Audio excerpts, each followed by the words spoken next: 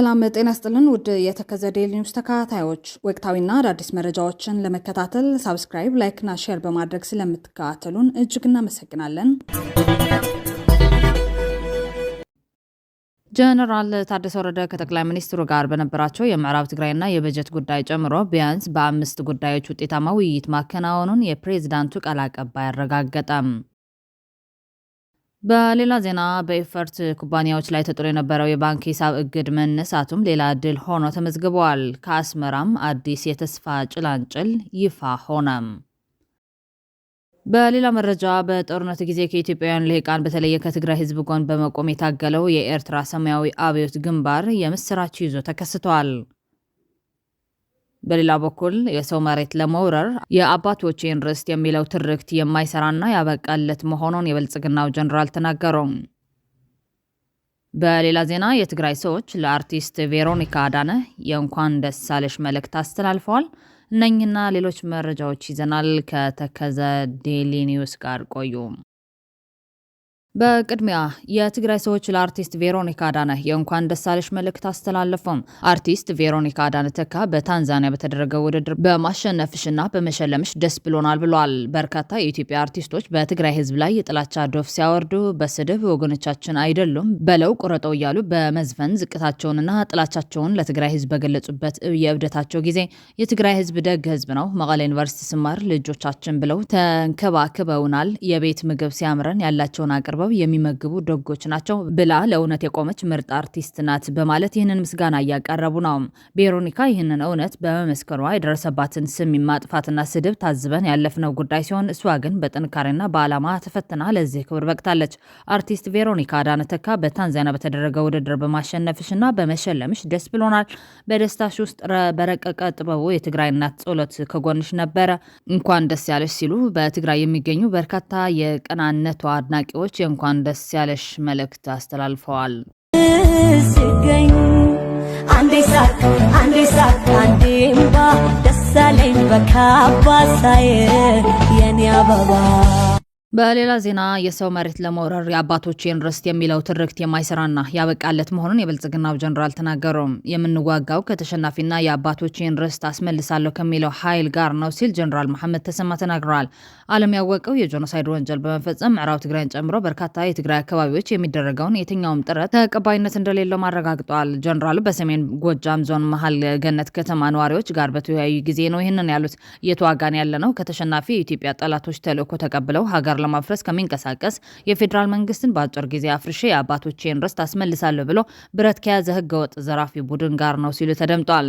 የፋኖ አማጺዎችን ከእስር የወጡ ወንጀለኞች ስብስብ ህገወጥ ኃይል የህዝብ ጠላት በሚሉ ቃላት ወርፈዋል። ህዝቡም ይህንን እኩይ ድርጊት ፈጻሚ በማውገዝ የተሰገሰጉ ሴሎችን በማጋለጥ የሎጂስቲክስ አቅሙን በመንፈግ ተደራጅቶ አካባቢውን በመጠበቅ የራሱ ሰላም ባለቤት ለመሆን ሁሉም የድርሻውን መወጣት ይጠበቅበታል ሲሉ ጥሪ ማስተላለፋቸውን ታውቋል። ጀነራሉ በትግራይ ህዝብ ላይ በተፈጸመው ጄኖሳይድ ፊት አውራሪ ሆኖ የመራና ነሐሴ 2013 ዓ.ም ወልዲያ በተደረገው ውጊያ ለጥቂት ከመኪና ወርዶ በእግር ከትግራይ ሰራዊት ማምለጡን ይታወሳል። በወቅቱ መኪናዋ በትግራይ ሰራዊት በቁጥጥር ስር ውላለች። በኮን ጋሸናና ወልዲያ እንዲሁም አቀስታ በተደረጉ አውደ ውጊያዎችም በተደጋጋሚ ያመለጠ ጀነራል ነው። የትግራይ ሰራዊት አባላት በወቅቱ የነበረው ሁኔታ በማስታወስ ያኔ ያስታጠቀን ትጥቃችን ከጠላታችን የሚለው መርህ በተግባር ያስታጠቀ ሰው ነው ይሉታል። አሁን ግን ያኔ ርስት በሚለው የሐሰት ትርክት የትግራይ መሬቶችን ለጦርነት ፕሮፓጋንዳ ሲባል ሲጠቀሙባቸው የነበሩት የአማራ ታጣቂዎች የፌዴራል መንግስትን በአጭር ጊዜ አፍርሼ የአባቶችን ርስት አስመልሳለሁ የሚል ቅዠታቸውን ከመኮንን አልፎ ትርክቱ ያበቃለት መሆኑን ገልጿል። የፈረንሳይ የዜና አገልግሎት ኤኤፍፒ ታህሳስ 10 ቀን 2018 ዓ.ም በወጡት ዘገባዎችም በኢትዮጵያ ውስጥ የብሔር ማንነት ጥያቄዎችና የራስን ዕድል በራስ የመወሰን ህገ መንግስታዊ መብቶች አንቀጽ 39 ጥሰት የሀገሪቱን ሰላም በከፍተኛ ሁኔታ እየፈተኑ መሆኑን ገልጿል። በአማራ ክልል በኢትዮጵያ መከላከያ ሰራዊትና የፋኖ ታጣቂዎች መካከል በሚከሰቱ ግጭቶች መፈናፈኛ ያጡ ሲቪሎች በመሃል ተጎጂዎች መሆናቸውንም ዘግበዋል። ከጥቂት ወራት በፊት በአማራ ክልል ገጠራማ ስፍራ በነበረው ውጊያ ቆስለው አዲስ አበባ የታከሙ በለጠ መልክ የተባሉ አርሶ አደርን ያነጋገረው የፈረንሳይ ዜና ወኪል ኤኤፍፒ አርሶ አደሩ በማን እንደተመቱ እንደማ እንደማያውቁ ዘግቧል። በአካባቢያቸው በነበረ ውጊያው መሃል በተባራሪ ጥይት የቆሰሉት አቶ በለጠ አዲስ አበባ ሕክምና ከተደረገላቸው በኋላ እግራቸው መንቀሳቀስ ባለመቻሉ መቆረጡን ለዜና ወኪሉ ተናግሯል። በሰቆቃ ተውጭ ያነባሁ እናም እግሬን ቆረጡት ማለታቸውን የጠቀሰው የዜና ወኪሉ በውጊያ መካከል መውጫ ያጡ ሲቪሎች ስለሚደርስባቸው እንግልት የተጎጂውንና ሌሎች ሲቪሎች ያሉበትን አስቸጋሪ ሁኔታ በማሳየነት አቅርበዋል።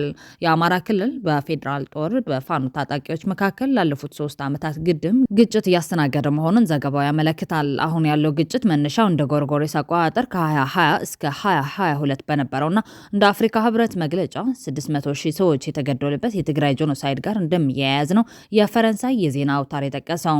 ፋኖ ልክ የዜና ወኪሉ አማራ ክልል ውስጥ እንዳሉ በርካቶች ሲል እንደጠቀሳቸው ሁሉ ከተጎራባች የትግራይ ሰራዊት ጋር የተዋጋው መንግስትን ከደገፈ በኋላ በጥቅምት ወር 2015 ዓ.ም በተደረሰው የሰላም ስምምነቱ እንደተከዳ ነው የሚሰማው ይላል። ይህ ማለት ጀነራል መሐመድ ተሰማ ርስት የሚለውን ቅዠት መቆም እንዳለበት የገለጸበት አንደበት ነው የሚያረጋግጠው። የውጭ ሀገራት ኤምባሲዎች በውጊያና በእገታው ስጋት የተነሳ ዜጎቻቸው እንዳይጓዙ በመከሩባቸው ቦታዎች ስለ ግጭቱ በቂ ይፋዊ መረጃ አለመኖሩንም የዜና ወኪሉ ጠቅሷል። ምንም እንኳን የሟቾች ቁጥር በይፋ ባይገለጽም እንደ ዜና አውታሩ ገለጻ ከፍተኛ ነው። በአማራ ክልል ከሟቾችና ከቁስለኞች ባሻገር ዓለም አቀፉ የህፃናት መርጃ ድርጅት ዩኒሴፍ እንደገመተው ከሆነ 4.5 ሚሊዮን ህፃናት ከትምህርት ገበታ ተለይተዋል። ድንበር የለሽ የሐኪሞችን ቡድን ደግሞ 600,000 ሰዎች መፈናቀላቸውን መዘገቡን የዜና ወኪሉ ጠቅሷል። ሲቪሉ ህብረተሰብ ላይ ለሚደርሰው ጉዳትና እንግልትም ሁለቱ ተቀናቃኝ ኃይሎችም አንዳቸው ሌላኛውን ተጠያቂ እንደሚያደርጉ ዘገባው አክሎ ገልጿል። የፋኖ አመራሩ ማስረሻ ሰጤ በበኩሉ እገታን በተመለከተ ባጋለጠው መረጃ የእገታ ተባባሪዎች ከፍተኛ የመንግስት አመራር ከወረዳ ፌዴራል ጥቆማ በመስጠትና የጥቅሙ ተጋሪ በመሆን ነው። ይሄ የተቀናጀም ጭምር ነው። አሁን ባህር ዳር አካባቢ ላይ የሚደረጉ እገታዎች ከውስጥም ጭምር አላቸው። ይሄ ቀኝ የሚል ትርጓሜ ይሰጠዋል። በዚህ በእኛ በፋኖ አደረጃጀት ውስጥ ቀኝ የሚል የመንግስት መዋቅር ላይ ያለ ትልቅ ፓወር ያለው ነው። ጥቆማው ከዚያ ይመጣል ማለት መኪና ጭኖ ሲወጣ ከዚህ ይነግራል። የሆነ ቦታ ላይ እንትን ይላል ማን ከማን ጋር የሚለው በእንደዚያ መንገድ እና እኔ ይህን በስፋት እንሄድበታለን ከማስረጃዎች ጋር የት ቦታ ላይ ማን ታግቶ ስንት ብር ተቀበለ የሚለው የቅሬታው በእያንዳንዱ የፖሊስ ጣቢያዎች ላይ ይኖራል ብዬ ስለማስብ እሱን በሰፊው ከፊገር ከአስመራ አዲስ የተስፋ ጭላንጭል ይፋ ሆነ።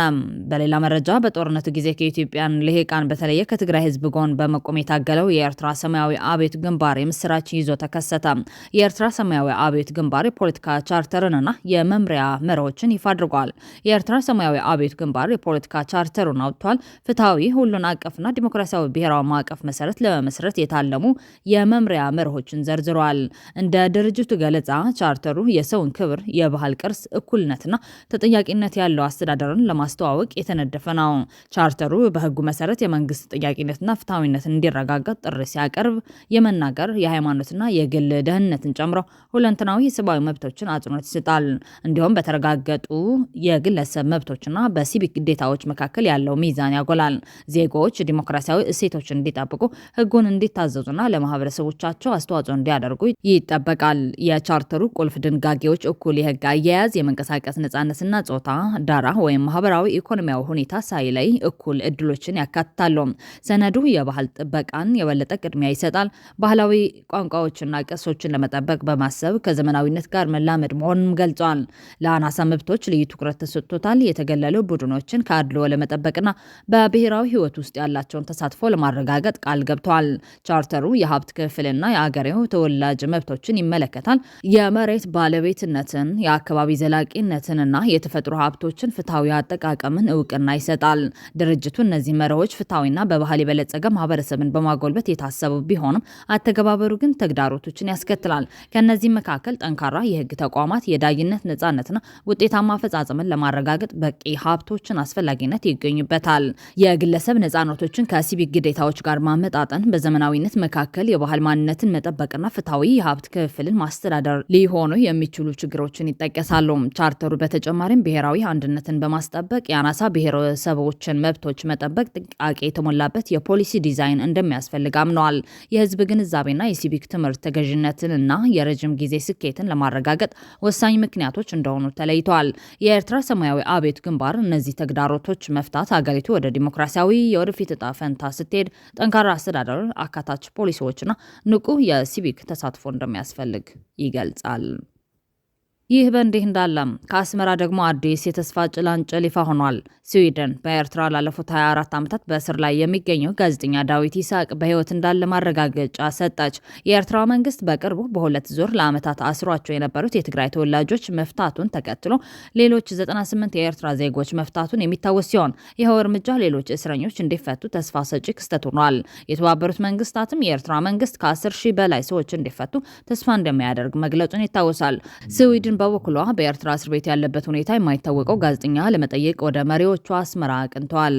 ኤርትራዊና ስዊድናዊ ዜግነት ያለው ጋዜጠኛ ዳዊት ኤድልስታም የተባለ የስዊድን ሽልማት የተበረከተለት ነው።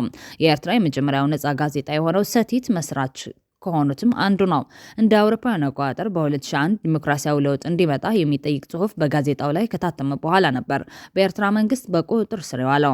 የኤርትራ መንግስት ወደ 20 የሚጠጉ ከፍተኛ ሚኒስትሮችን፣ የፓርላማ አባላትንና ገለልተኛ ጋዜጠኞችን ሲያስር ዳዊትም ከእነዚህ መካከል አንዱ ነበር።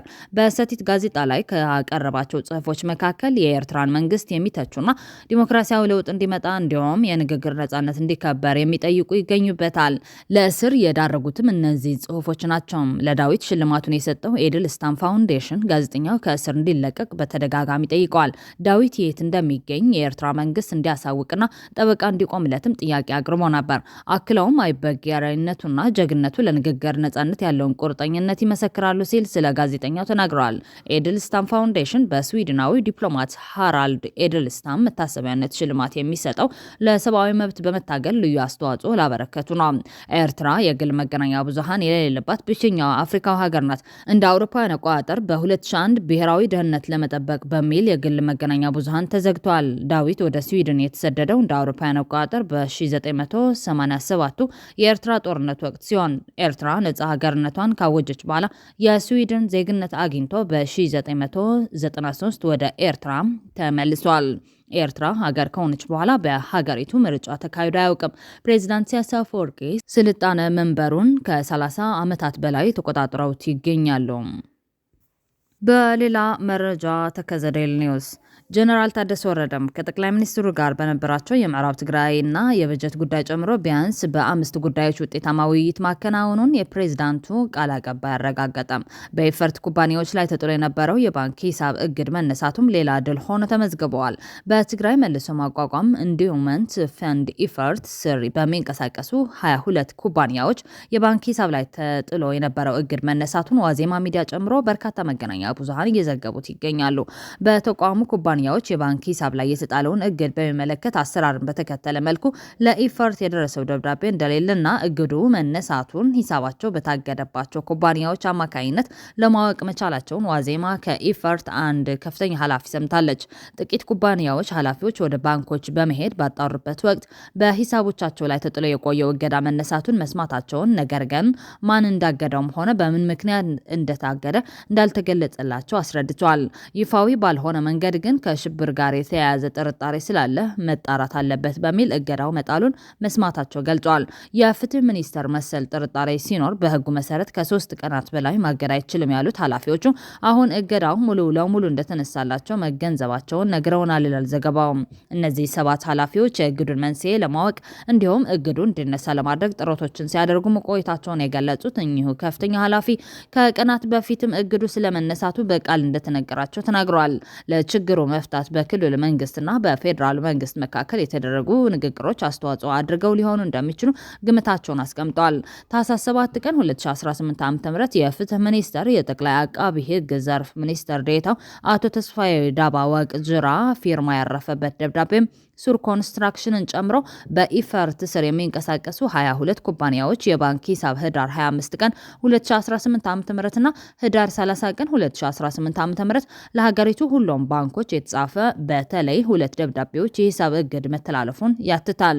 ሆኖም በተቋማቱ ላይ የተጣለው እግድ በአዋጅ ቁጥር 1364/17 አንቀጽ 20 ቁጥር 3 እግዱ እንዲነሳ ማዘዙን ለ30ዎቹም ባንኮች ታህሳስ 7 ቀን 2018 ዓ.ም በጻፈው ደብዳቤ ይገልጻል። በደብዳቤው ላይ ፊርማቸው ያረፈው በፍትህ ሚኒስቴር ጠቅላይ አቃቢ ሕግ ዘርፍ ሚኒስትር ዴኤታውን አቶ ተስፋዬ ዳባባ ቅጅራ እንዲሁም ሌሎች ከፍተኛ ኃላፊዎች ለማነጋገር ተደጋጋሚ የስልክና የአጭር የጽሁፍ መልእክት ሙከራ ብናደርግም ምላሽ አልሰጡም ሲል ዋዜማ ዘግቧል። የትግራይ መልሶ ማቋቋም ኢንዶመንት ፈንድ ኢፈርት ከቀድሞና አዲስ ባላደራ ቦርድ ጋር በተያያዘ ካለፈው ዓመት አጋማሽ ጀምሮ በፍርድ ቤት ክርክር ላይ ባለበት ወቅት የድርጅቱ ንብረት የሆኑ ኩባንያዎች የባንክ ሂሳቦች ያለምንም የፋይናንስ ምርመራ ከህዳር 24 ቀን 2018 ዓ.ም ጀምሮ በድንገት መታገዳቸው ህገወጥ ሲል ማውገዙ ይታወሳል። ጀነራል ታደሰ ወረደ ከጠቅላይ ሚኒስትሩ ጋር በነበራቸው የምዕራብ ትግራይና የበጀት ጉዳይ ጨምሮ ቢያንስ በ5 ጉዳዮች ውጤታማ ውይይት ማከናወኑን የፕሬዝዳንቱ ቃል አቀባይ አረጋግጧል። የትግራይ ጊዜያዊ አስተዳደር የጀነራል ታደሰ ወረደን ጉዞ ወደ አዲስ አበባ አስመልክቶ ባወጣው መግለጫ ፌዴራል መንግስቱ በህገ መንግስቱና በግጭት ማቆም ስምምነት መሰረት በምዕራብ ትግራይ በኃይል የተያዙ አካባቢዎችን ወደ መደበኛ አስተዳደር ለመመለስ ቀጥተኛ ትዕዛዝ እርምጃዎችንም ይውሰድ የሚል ይዘት እንደነበረው ይታወሳል። የፕሬዝዳንቱ ቃል አቀባይ በመሆን ባለፉት 8 ወራት ያደረጓቸውን ክንውኖች፣ የገጠማቸው እንቅፋትና ሌሎች ሁኔታዎች ወደ ህዝብ ይፋ በማድረግ የሚታወቀው ጋዜጠኛ ዳዊት ከበደ የአሁኑ የፕሬዝዳንቱ ጉዞ በሚመለከትም የሚከተለውን መረጃ አጋርተዋል። ቀጥሎ ይቀርባል። የትግራይ ጊዜያዊ አስተዳደር ፕሬዝዳንት ሌተናንት ጀነራል ታደሰ ወረደ ወደ አዲስ አበባ ያቀኑት ባሳለፍነው ወይም ከ2 ቀን በፊት ሮብ ዕለት ነበር። ሮብ አመሻሽ ላይ 12 ሰዓት አካባቢ ነበር። ያኔ በተለያየ በማህበራዊ ሚዲያም ገልጸነው ነበር። 4 የስራ ኃላፊዎች ናቸው ወደ አዲስ አበባ ያቀኑት። ሌተናንት ጀነራል ታደሰ እንዲሁም ደግሞ ምክትላቸው አቶ አማኑኤል አሰፋ እንዲሁም ደግሞ የትግራይ የውሃና ኢነርጂ ቢሮ ኃላፊ የሆኑት አቶ ተክላይ ገብረ መድህን ናቸው ከመቀሌ ወደ አዲስ አበባ ያመሩት። 4ኛ የልዑኩ አባል ዶክተር ምህረት የክልሉ ፋይናንስና ትብብር ቢሮ ኃላፊ ቀደም ብለው በሌላ የስራ ጉዳይ ወደ አዲስ አበባ ቀጥተው ስለነበር እዛው ጆይን አደረጓቸው አዲስ አበባ ላይ። ስለዚህ 3 ከመቀሌ ሄዱ። አንደኛው የስራ ኃላፊ ደግሞ ከዛው ከአዲስ አበባ ያው የተሳታፊ ሆኑ ማለት ነው። በዚህ መሰረት ሮብ አመሻሽ ላይ ነው አዲስ አበባ የገቡት እነዚህ የስራ ኃላፊዎች። ከዛ በኋላ እንግዲህ በማግስቱ ሐሙስ ጠዋት ማለት ነው ረፋድ ላይ ከጠቅላይ ሚኒስትር አብይ ጋር ጀነራል ታደሰ ውይይት አደረጉ። በነገራችን ላይ እንግዲህ ጀነራል ታደሰ ለምን ብቻቸውን ከጠቅላይ ሚኒስትሩ ጋር ተገናኙ የሚል በተደጋጋሚ ጥያቄ ይነሳል። እኛ ከምንጮቻችን ባሰባሰብነው መረጃ መሰረት እንግዲህ አብረዋቸው የሄዱት 2ቱ የቲፒኤልኤፍ አመራር አባላት የጊዜያዊ አስተዳደርም የስራ ኃላፊዎች ናቸው። በተለይ አቶ አማኑኤል አሰፋ ያው ምክትል ፕሬዚደንትም ናቸው፣ የህወሓት ምክትል ሊቀመንበርም ናቸው፣ የደብረ ጽዮን ምክትል ናቸው። ስለዚህ ቴክኒካሊ ስፒኪንግ አቶ አማኑኤል ያው 2 ኮፍያ አላቸው። አንደኛ በጊዜያዊ አስተዳደሩ ላይ ባላቸው የምክትል ፕሬዝዳንትነት ኃላፊነት እንዲሁም ደግሞ ህወሓት ላይ ባላቸው የምክትል ሊቀመንበርነት ኃላፊነት 2 አይነት ሚና አላቸው ማለት ነው። እንግዲህ ወደ አዲስ አበባ ካቀኑ በኋላ በአብዛኛው ይሄ አንደኛውን ኮፍያ ወይም ደግሞ የህወሓት ምክትል ሊቀመንበርነታቸውን እሱን ሚና ወይም ደግሞ ከኃላፊዎቻቸው ከአለቆቻቸው እሱ ላይ ህወሓትን የሚመለከት ሚና እንዲኖራቸው ተፈልጓል። በዛ መልኩ ከህወሓት አንጻር ያለውን ነገር ለማቅረብ ወደዛ መጓዛቸውን ሰምተናል። በዛ ሂደት ግን ፎር ሳም ሪዝን ጠቅላይ ሚኒስትሩ በዛ ጉዳይ ላይ ለመወያየት ፈቃደኛ ስላልሆኑ እንግዲህ ቀደም ብለው መረጃ ደርሷቸዋል። ያው ብሪፍ ሲደረግ በምን አጀንዳዎች ላይ ነው የሚለው ብሪፍ ሲደረግ ጠቅላይ ሚኒስትሩ ያው እንግዲህ መረጃ ነበራቸው መሰለኝ በዚህ ጉዳይ ላይ ከህወሓት አንጻር ያለውን ነገር ኦልሬዲ በምርጫ ቦርድ ነው ውሳኔ ማግኘት ያለበት ወይም ደግሞ ምርጫ ቦርድ ላይ ነው ያ ነገር መሆን ያለበት። በሱ ጉዳይ ላይ እኔ መነጋገር አልችልም በሚል አቶ አማኑኤልን አላገኙም። ሌተናል ጀነራል ታደሰ ወረደን ግን አግኝተዋቸዋል። ከጀነራል ታደሰ ጋር በነበራቸው ውይይት 4 አንኳር ጉዳዮች ተነስተዋል። አንደኛ በበጀት ዙሪያ ብዙዎቻችሁ በተደጋጋሚ በሚዲያም ሲገለጽ ነበር። የትግራይ የድጎማ ባጀት ያው ባለፉት ጥቂት ወራት ባለፉት 3 ወራት ተቋርጦ ነበር። በዚህም ደግሞ በርካታ ቀውስ እንደደረሰ ያው የሚታወቅ ነው። በሱ ጉዳይ ላይ መነጋገር ያስፈልግ ነበር። ይህንን ጉዳይ ደግሞ ዋናነት የሚመለከታቸው የስራ ኃላፊ ዶክተር ምህረት የክልሉ የፋይናንስ ቢሮ ኃላፊ ስለሆኑ እሳቸው ከሚመለከታቸው የፌዴራል የገንዘብ ሚኒስቴር ኃላፊዎች ጋር እንዲነጋገሩ ጠቅላይ ሚኒስትሩ አቅጣጫ ሰጥቶ ከጀነራል ታደሰ ጋር በጉዳዩ ዙሪያ ካወሩ በኋላ ማለት ነው። አንደኛው ጉዳይ በበጀት ዙሪያ መነጋገር ነበር። ከዛ ቀጥሎ ነዳጅ በተመለከተ እንግዲህ ይሄ ጉዳይ በተደጋጋሚ ተነጋግረንበታል። እዚህ ሚዲያ ላይም በተደጋጋሚ አቅርበነዋል። የባጀት ጉዳይ የነዳጅ ጉዳይ አንድ ሲሪየስ ችግር ነው ትግራይ ውስጥ። በነዳጅ ጉዳይ ላይ ተወያይቷል ጀነራል ታደሰና ጠቅላይ ሚኒስትሩ። በዚህ ጉዳይ መፍትሄ እንደሚሰጥ መተማመን ላይ ተደርሷል። ከዛ በተጨማሪ የተፈናቃዮች ጉዳይ ይሄ ብዙ ጊዜ አጀንዳ ይደረጋል። ጀነራል ታደሰ ከጠቅላይ ሚኒስትሩ ጋር በተገናኙ ቁጥር ይህንን ጉዳይ አጀንዳ ያደርጉታል። በዚህ ጉዳይ ላይም አንድ ነገር እንዲደረግ ስምምነት ላይ ተደርሷል። ከዛ በተጨማሪ የመቀለ የመጠጥ ውሃ ፕሮጀክት ይሄም ያው ፕሮጀክቱ በጣም ሂውጅ ስለሆነ በክልል አቅም አይደለም የሚደረገው። ያው ቀደም ሲል ሲንከባለል የመጣ ፕሮጀክት ነው። በዚህ ጉዳይ ላይም እንግዲህ ይህንኑ የውሃ ፕሮጀክት ፌዴራል መንግስት በጀመረው መልኩ የሚጠበቅበትን እንዲያደርግ መግባባት ላይ ተደርሷል በጀነራሉና በጠቅላይ ሚኒስትሩ መካከል። ከዛ በተጨማሪ በጸጥታ ጉዳይ ላይም ተነጋግረዋል። እንግዲህ ጸጥታ የሰላም ሁኔታ አስተማማኝ ሆኖ በሚቀጥልበት ጉዳይ ዙሪያ ጀነራሉና ጠቅላይ ሚኒስትሩ ተወያይተዋል። ተመልካቾቻችን ይሄ እንግዲህ ትላንት የነበረ መርሃ ግብር ነው። ከዛ ውጪ ያንን ስብሰባ ከጨረሱ በኋላ ከተለያዩ በትግራይ ጉዳይ ላይ ከተለያዩ ባለሀብቶች ያው የተለያዩ ጥያቄ ቀርቦላቸው ፎርማሊም ኢንፎርማሊ ብዙ ሰዎች አግኝተዋል ጀነራሉ።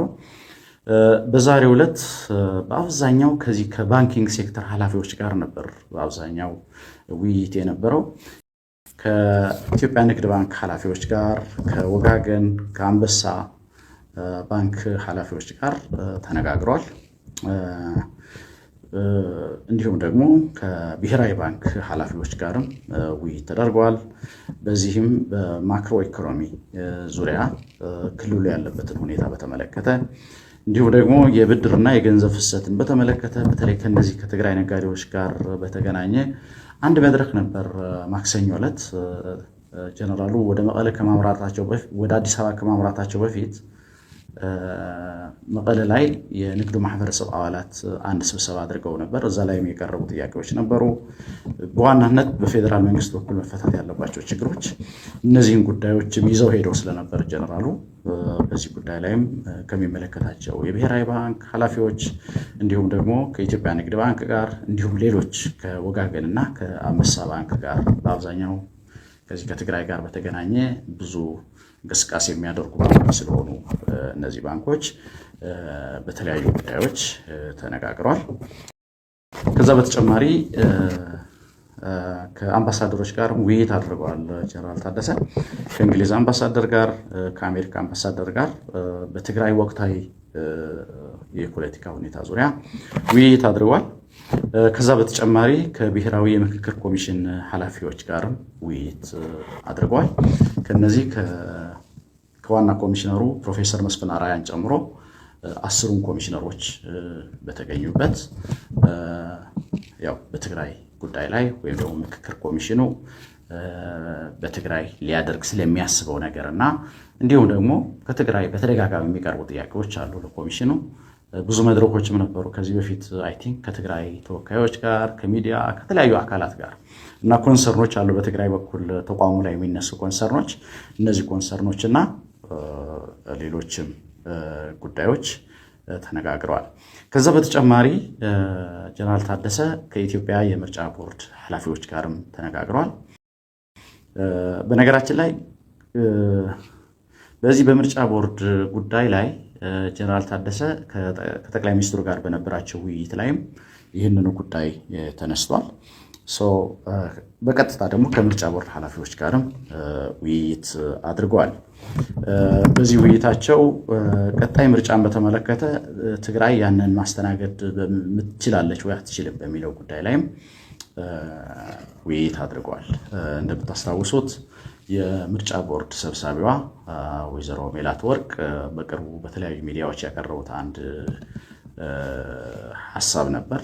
ትግራይ ላይ ለመንቀሳቀስ የሚያስችለንን ፍቃድ ወይም ደግሞ ጊዜ አስተዳደሩ በደብዳቤ ጠይቀናል፣ ምላሽ እየጠበቅን ነው ከጊዜ አስተዳደሩ ብለዋል። እንግዲህ ምላሽ አልተሰጠም ነበር። ምላሽ እንዳልተሰጠም በዚሁ ቃለ ምልልሳቸው በተደጋጋሚ ሲገልጹ ነበር ሰብሳቢዋ። ዛሬ ጀነራል ታደሰ እሳቸውን ጨምሮ ከሌሎች የቦርዱ ኃላፊዎች ጋርም ውይይት አድርገዋል። ተመልካቾች እንግዲህ ከሞላ ጎደል የነበረው ውይይት ይህ ነው የሚመስለው። በነገው ዕለት እንዲሁም ከሌሎች የአውሮፓ አምባሳደሮች ጋር አይ ቲንክ ከፈረንሳይ እና ከኔዘርላንድስ አምባሳደር ጋር እንዲሁም ከሌሎች የዌስተርን የምዕራብ አውሮፓ አምባሳደሮች ጋር የውይይት መርሃ ግብር እንዳላቸው ይታወቃል። እንግዲህ ኦቨርኦል ዛሬ ከምንጮቻችን ባገኘነው መረጃ መሰረት ጀነራል ታደሰ ውጤታማ የሚባል ከጠቅላይ ሚኒስትሩ ጋርም የነበራቸው ቆይታ እንዲሁም ደግሞ ከሌሎች ኃላፊዎች ጋር የነበራቸው ቆይታ መልካም የሚባል ጥሩ መግባባት ላይ የተደረሰበት መሰረታዊ የሚባሉ በተለይ በዕለት ተዕለት የህዝብ ኑሮ ላይ መሰረታዊ በሚባሉ ጉዳዮች ላይ እንዲሁም ደግሞ ለህዝቡ ቅሬታ እንዲያነሳ ምክንያት የሆኑ በርካታ ነገሮች ላይ ውይይት ተደርጓል። በተለይ የበጀትና የነዳጅ ጉዳይ ያው የተፈናቃዮች መሰረታዊ ጉዳይ ነው። የተፈናቃይ ጉዳይ በትግራይ ኦልሞስት የብሔራዊ ደህንነት አጀንዳ ነው በአሁኑ ሰዓት። እሱም እንዳለ ሆኖ ከዛ በዕለት ተዕለት ችግር ደግሞ እንደ ነዳጅና እንደ የበጀት ሁኔታ የፈጠረው ክፍተት እሱን በተመለከተ ደግሞ በሚገባ መግባባት ላይ ተደርሷል። ስለዚህ ይህን ነው የሚመስለው ተመልካቾች። አጠቃላይ የነገና ከዛ በኋላ ያለውን ሁኔታ በተመለከተ ደግሞ ጠቅለል ያለ መረጃ ወደፊት የምናቀርብላችሁ ይሆናል።